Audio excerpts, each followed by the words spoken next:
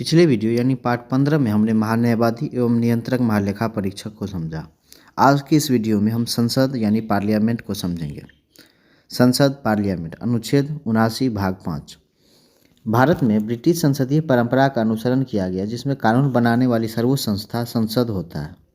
इसलिए संसद को संसदीय व्यवस्था का आत्मा कहा जाता है, जिसके 3 अंग हैं: राष्ट्रपति, राज्यसभा एवं लोकसभा।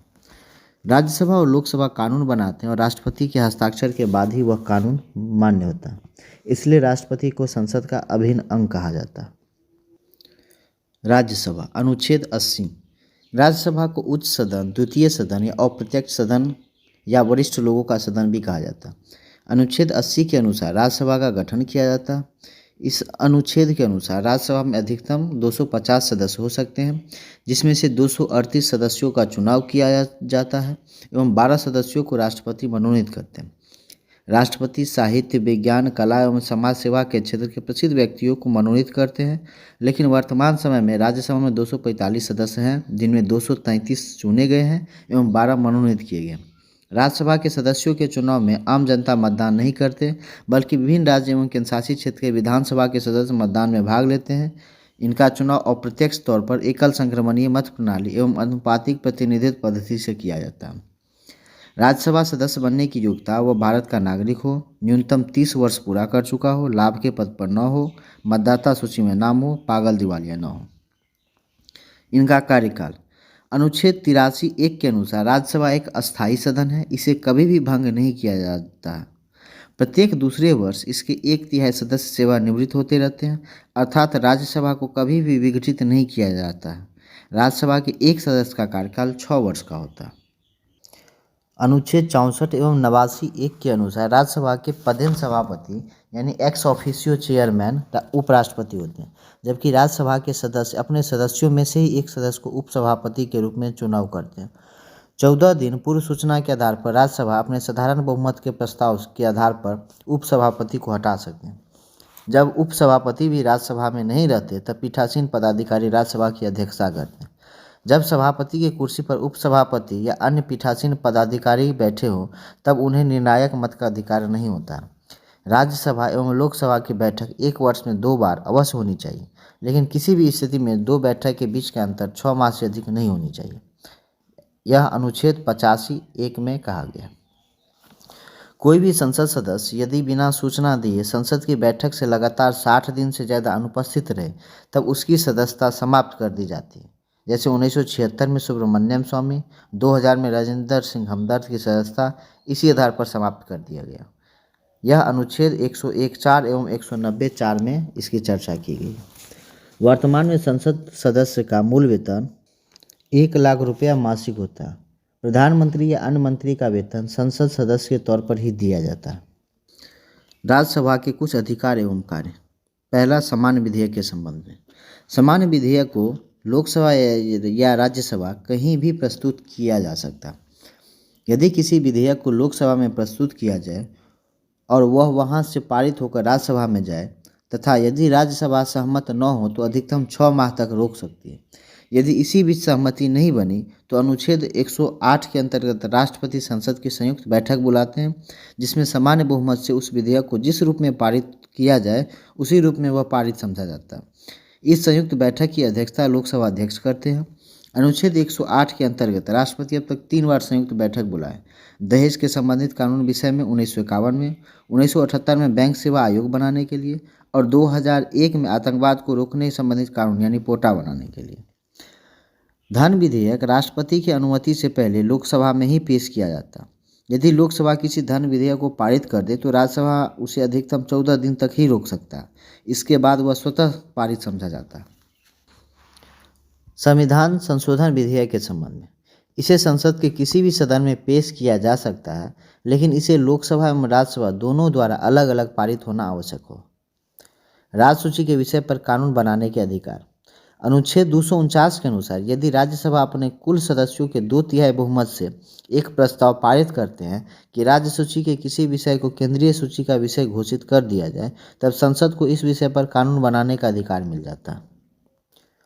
अखिल भारतीय सेवा का निर्माण: अनुच्छेद 312 के अनुसार यदि राज्यसभा अपने 2/3 बहुमत से एक प्रस्ताव पारित कर दे कि राज्य स्तर की किसी नौकरी या अखिल भारतीय स्तर की नौकरी उसे घोषित कर दिया जाए तो उस पर कानून बनाने एवं नियुक्ति करने का अधिकार केंद्र सरकार को प्राप्त हो जाता है।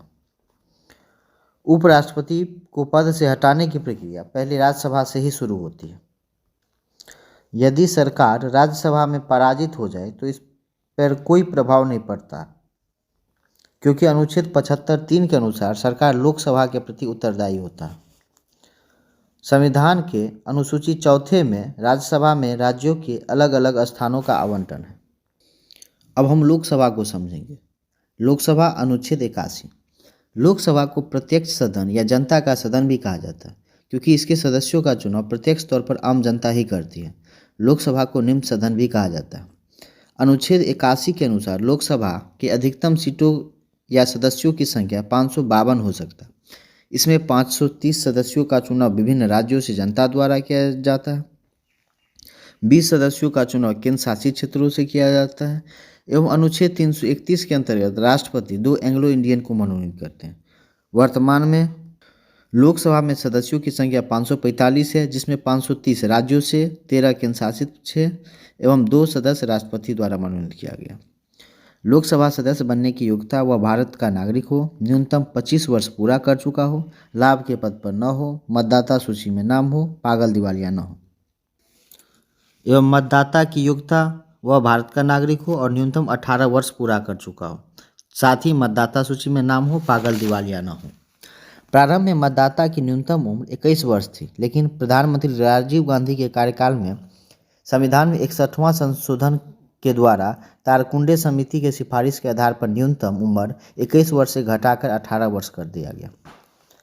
लोकसभा का कार्यकाल एवं बैठक।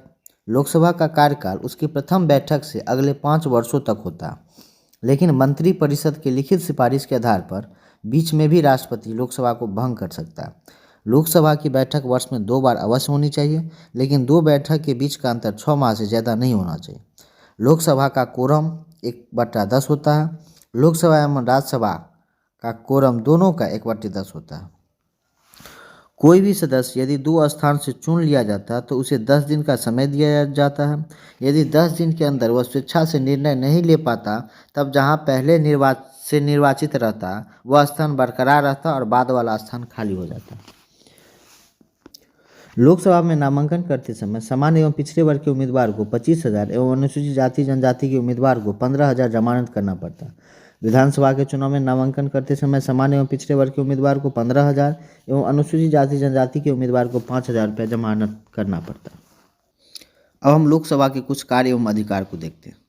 पहला, मंत्रिपरिषद पर नियंत्रण। मंत्रिपरिषद सामूहिक रूप से लोकसभा के प्रति ही उत्तरदायी होता। यदि लोकसभा अपने कुल सदस्यों के समान बहुमत से अविश्वास प्रस्ताव पारित कर दे तो प्रधानमंत्री को त्यागपत्र देना पड़ता। इस संबंध में राज्यसभा की कोई विशेष अधिकार नहीं होता। दूसरा, वित्त पर नियंत्रण। भारत का वार्षिक बजट राष्ट्रपति की अनुमति से पहले लोकसभा में ही पेश किया जाता है। लोकसभा द्वारा पारित बजट को या धन विधेयक को राज्यसभा अधिकतम 14 दिन तक ही रोक सकता है। इसके बाद वह लोकसभा की इच्छा अनुसार पारित हो जाता। तीसरा, अध्यक्ष का चुनाव। लोकसभा के सदस्य अपने अध्यक्ष का चुनाव स्वयं करते हैं, जबकि राज्यसभा के सभापति के चुनाव में राज्यसभा के साथ साथ लोकसभा के भी सदस्य भाग लेते हैं। इसी तरह यदि लोकसभा के सदस्य चाहे तो अपने अध्यक्ष को हटा सकते हैं, लेकिन राज्यसभा के सभापति को हटाने में राज्यसभा के साथ साथ लोकसभा के सदस्य की भी सहमति आवश्यक होती है। लोकसभा अध्यक्ष एवं उपाध्यक्ष। अनुच्छेद 93, जो अभी वर्तमान में 17वीं लोकसभा के अध्यक्ष श्री ओम बिरला जी। अनुच्छेद 93 के अंतर्गत लोकसभा अध्यक्ष एवं उपाध्यक्ष पद की व्यवस्था किया गया। लोकसभा अध्यक्ष का चुनाव राष्ट्रपति द्वारा निर्धारित तिथि को होता है, लेकिन ब्रिटिश परंपरा का पालन करते हुए भारत में भी सत्तारूढ़ दल के एक सदस्य को सर्वसम्मति से अध्यक्ष एवं मुख्य विपक्षी दल के एक सदस्य को उपाध्यक्ष चुन लिया जाता। इस पद के प्रति सम्मान प्रकट करने हेतु स्वयं प्रधानमंत्री एवं विपक्षी दल के नेता उन्हें अध्यक्ष के आसन तक लाते हैं। अध्यक्ष का शपथ ग्रहण नहीं होता, बल्कि वह लोकसभा के सदस्य के तौर पर ही शपथ ग्रहण लेते हैं। लोकसभा अध्यक्ष का कार्यकाल उसके चुनाव से लेकर के अगले लोकसभा के प्रथम बैठक के 1 दिन पहले तक होता है। नई लोकसभा की अध्यक्षता प्रोटेम स्पीकर यानी अस्थायी अध्यक्ष करते हैं। प्रोटेम स्पीकर की नियुक्ति राष्ट्रपति करते हैं। इनका मुख्य काम सदस्यों को शपथ दिलाना होता। लोकसभा के किसी भी वरिष्ठ सदस्य को प्रोटेम स्पीकर नियुक्त किया जा सकता है।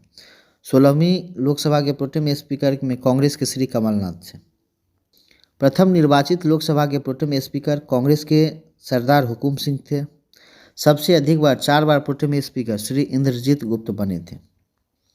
यदि अध्यक्ष स्वेच्छा से अपना त्यागपत्र देना चाहे तो वह उपाध्यक्ष को एवं उपाध्यक्ष अपना त्यागपत्र अध्यक्ष को देते हैं।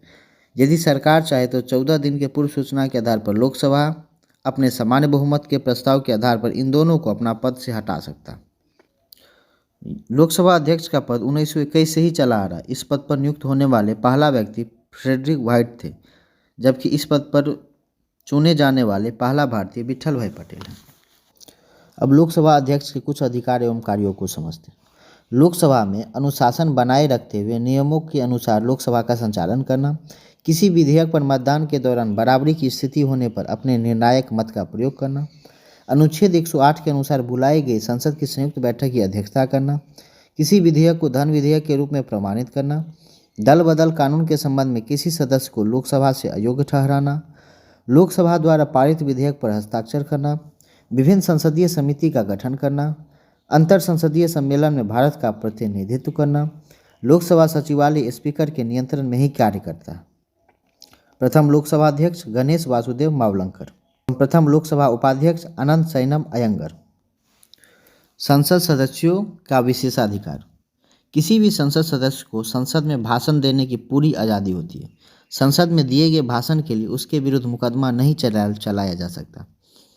किसी भी संसद सदस्यों को संसद की बैठक शुरू होने से 40 दिन पहले, संसद के बैठक के दौरान एवं संसद के बैठक समाप्त होने के 40 दिन बाद तक किसी सिविल मुकदमा में गिरफ्तार नहीं किया जा सकता।